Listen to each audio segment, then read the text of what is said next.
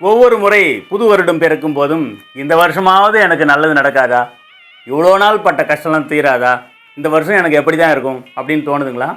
இந்த பராபவ வருடம் சித்திரை மாதம் 1ஆம் தேதி 14/4/2026 அன்றைக்கு புதிய வருடத்தை எப்படி தொடங்க வேண்டும், என்ன செஞ்சால் நமக்கு செல்வ செழிப்பு உண்டாகும், பொருளாதார மேன்மை உண்டாகும் அப்படின்றதான் இந்த பதிவில் நம்ம பார்க்க போகிறோம். சித்திரை 1ஆம் தேதி செவ்வாய்க்கிழமை 14/4/2026 அன்று வருகிறது. அன்றைய நாளை தொடங்குவதற்கு ஒரு நாள் முன்னதாக, அதாவது திங்கட்கிழமை இரவே நான் சொல்லக்கூடிய சில விஷயங்களை தயார் செய்து வைத்து கொள்ள வேண்டும். என்னென்ன அப்படின்னு பார்க்கலாம். ஒரு அகலமான தட்டு வாங்கிக்கோங்க. அதில் முக்கணிகள், மா, பலா, வாழை முக்கணிகளையும் வைக்கணும். வெத்தலைப்பாக்கு, தங்க நகைகள், பணம், இப்படிப்பட்ட மங்களகரமான பொருள்களை அந்த தட்டில் வைத்து அலங்கரிக்க வேண்டும். அலங்கரித்து வச்சுருங்க. நைட்டு தூங்க போயிடுங்க. மறுநாள் பொழுது விடிஞ்சாக சித்திரை மாதம் 1ஆம் தேதி வருஷப்பிறப்பு. நீங்கள் நேராக எழுந்து போயிட்டு பூஜை அறையில் உள்ள இந்த தட்டில் இருக்கக்கூடிய வெத்தலைப்பாக்கு, தாம்பூலம், தங்க நகைகள், பணம், முக்கணிகள் இருக்கக்கூடிய அந்த தட்டை மங்களகரமாக பார்த்து அதில் தான் கண் விழிக்கணும். அதை தான் முதலாக பார்க்க வேண்டும். அடுத்ததாக பல் துலக்கி கொண்டு குளிக்க போகும்போது நீங்கள் குளிக்கக்கூடிய தண்ணீரில் ஒரு சிட்டிகை மஞ்சள் போட்டு அந்த தண்ணீரில் குளிக்க வேண்டும்.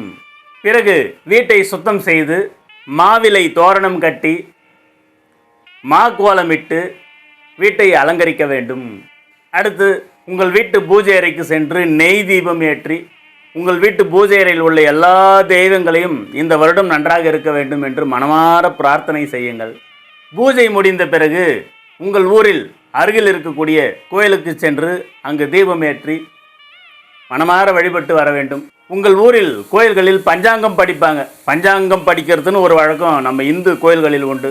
வருஷப்பிறப்பன்று பஞ்சாங்கம் படிப்பதை கேட்டால் அத்தனை புண்ணியம், பாவங்கள் அகலும், நன்மைகள் பெருகும், தலையெழுத்தே மாறும். எனவே பஞ்சாங்கம் படித்தாங்க அதை போய் கேளுங்க. அல்லது ஒரு புதிய பஞ்சாங்கம் வாங்கி வந்து உங்கள் வீட்டில் வச்சு வருட பலன்களை படியுங்கள். ரொம்ப அற்புதமான பலன்கள்லாம் ஏற்படும்.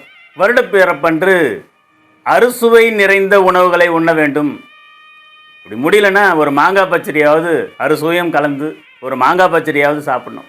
அன்றைய தினம் அறுசுவை உணவுகளை உண்ண அன்னம் பெருகும், உங்கள் எண்ணம் சிறக்கும், வாழ்வு செல்வ செழிப்பு உண்டாகும். உங்கள் அனைவருக்கும் என்னுடைய தமிழ் புத்தாண்டு வாழ்த்துக்களை தெரிவித்துக் கொள்கிறேன்.